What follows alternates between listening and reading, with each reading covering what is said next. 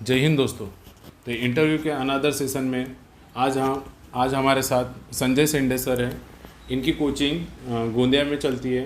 काफ़ी famous teacher है जो काफ़ी सालों से ट्यूशन ले रहे हैं और इन्होंने एक छोटी सी शुरुआत करे थे और आज काफ़ी बड़ा नाम है इनका।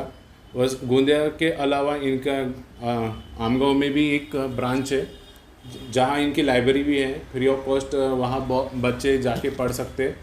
और गोंदिया में भी है विवेक मंदिर करके जो स्कूल है उसके पास में विवेक इनकी सर की लाइब्रेरी है।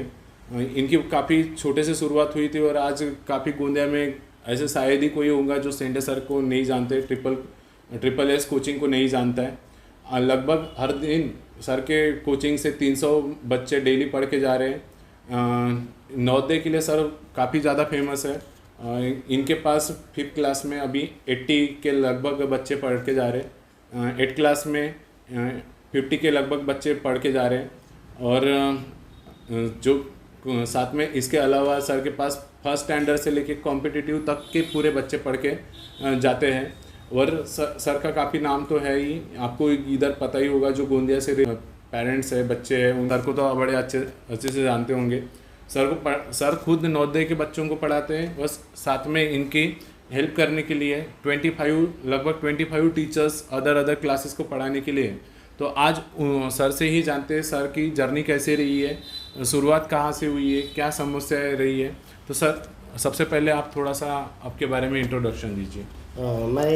नमस्कार, Sanjay Sende, director of triple S coaching classes. और आप सभी इस कोरोना परिस्थिति में स्वस्थ होंगे, मस्त होंगे, अच्छे होंगे, बस यही कामना करता हूँ। और जैसा कि इन्होंने पूछे है कि जर्नी कैसे हुई है नवोदय की क्लासेस की या इस कोचिंग फील्ड की, तो इस फील्ड में मैं जब 10th में ही था तब से मैं पढ़ाना चालू कर दिया। चलते कारवा आज यहाँ तक के बढ़ा है कि सारे विदर्भ में एक ट्रिपल एस नाम जाना पहचाना जाता है और एक अच्छी प्रसिद्धि है। और हर साल यहाँ से हम लोग काफ़ी बच्चों को नवोदय में चयनित कराते हैं। ये इतना ही नहीं, तो कॉम्पिटिटिव द्वारा काफ़ी सारे गवर्नमेंट सर्वेंट भी हो चुके हैं।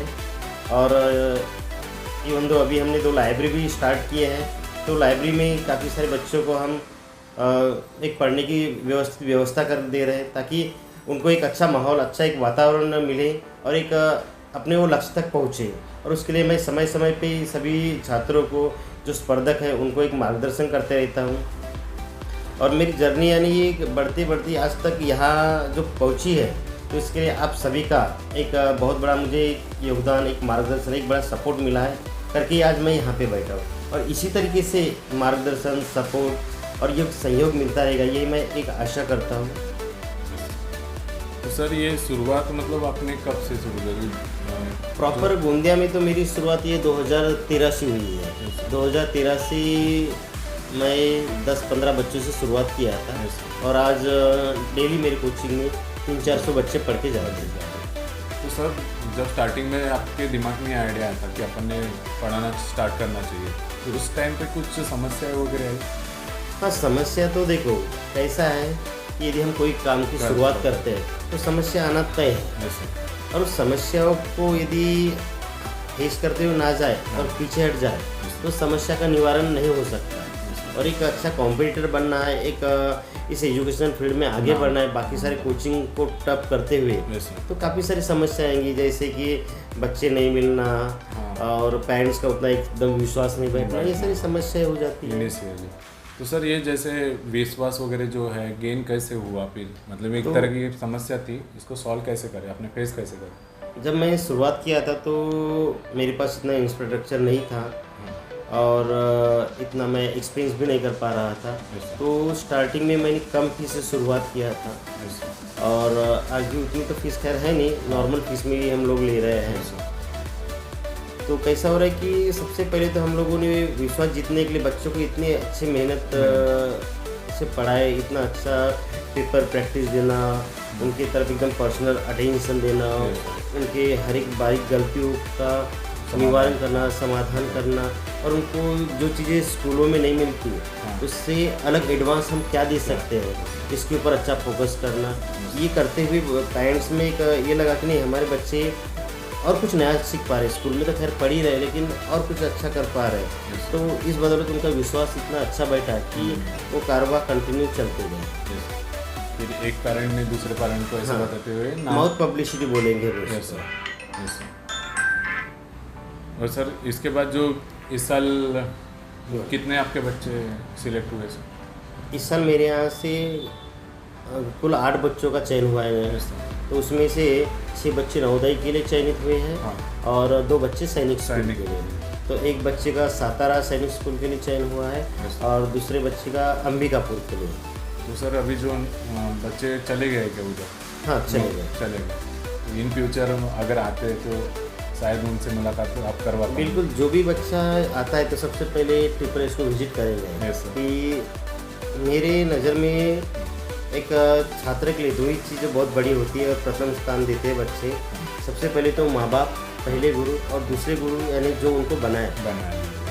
2 लोगों को मतलब छात्र कभी भूलते ही नहीं। हाँ सर। तो सर ये जो बच्चे अभी सिलेक्ट हुए तो इनका एडमिशन कब हुआ था आपके पास और कब से इनकी मतलब नवोदय के लिए? जनरली इनकी बैचेस मेरे यहाँ पे जून जुलाई से चालू होती है अच्छा। और ये कंटिन्यू एग्ज़ाम तक के अप्रैल तक की चलती है, और इस दौर में काफ़ी इनके पीछे मेहनत की जाती है।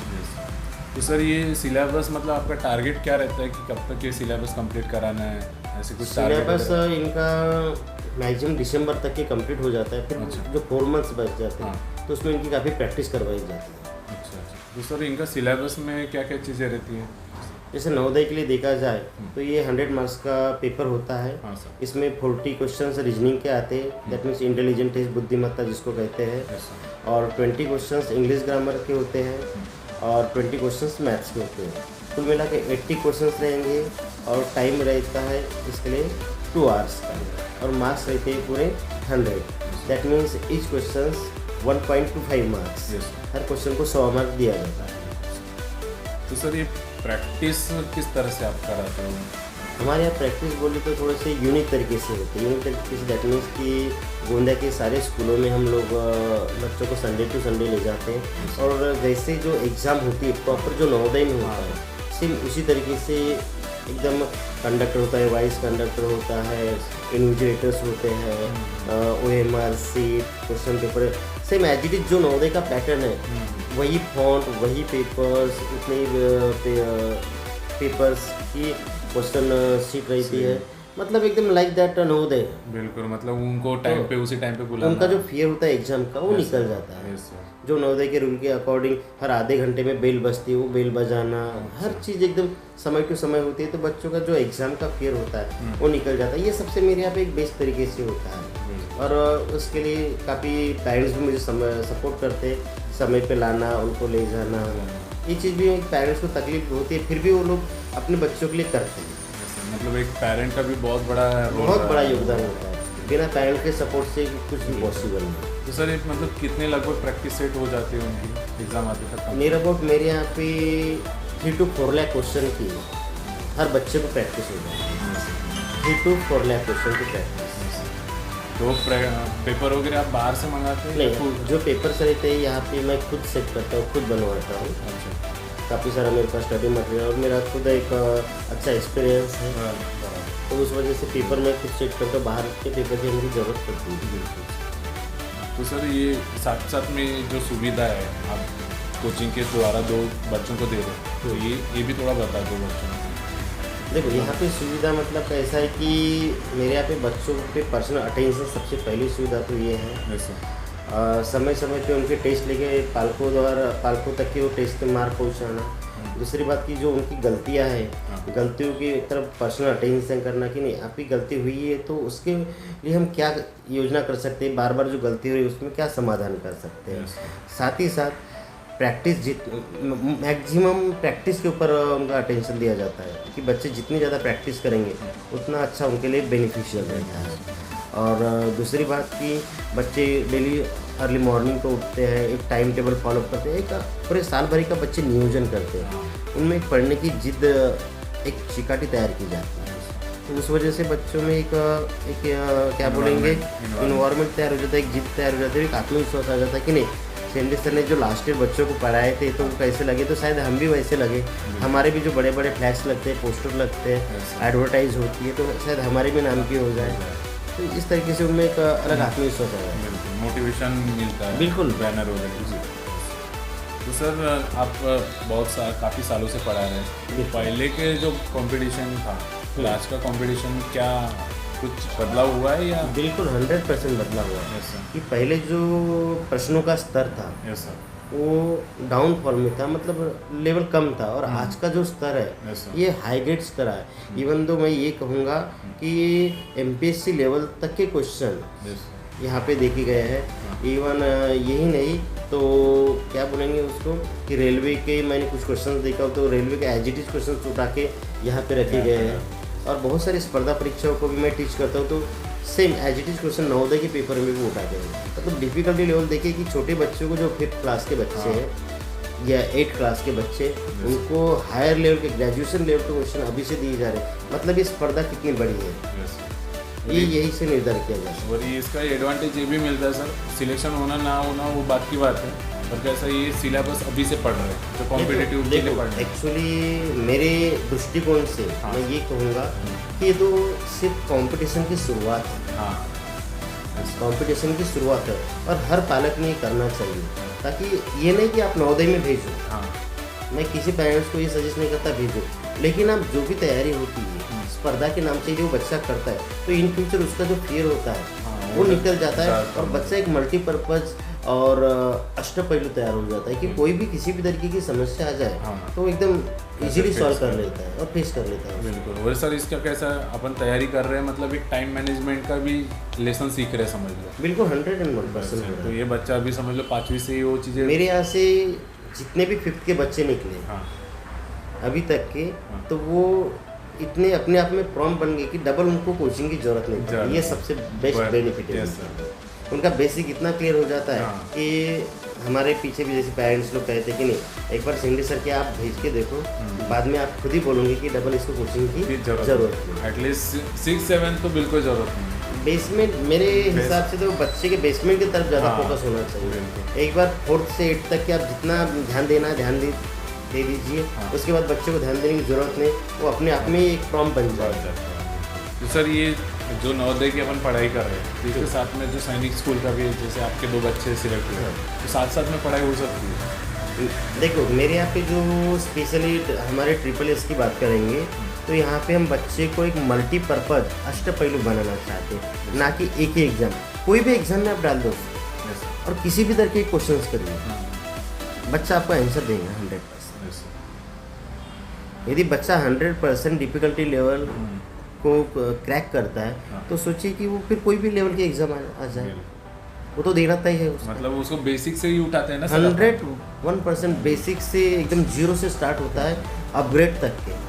एक बार हमारे यहाँ पे SSS में जो बच्चा पढ़ा उसको डबल मैं तो बोलूँगा कि कोचिंग की ज़रूरत ही नहीं पड़नी चाहिए। और कोचिंग हम तो ये बोलते भी नहीं कि पेरेंट्स को कि सालों साल भेजिए करके, एक बार पढ़ाओ और फिक्स।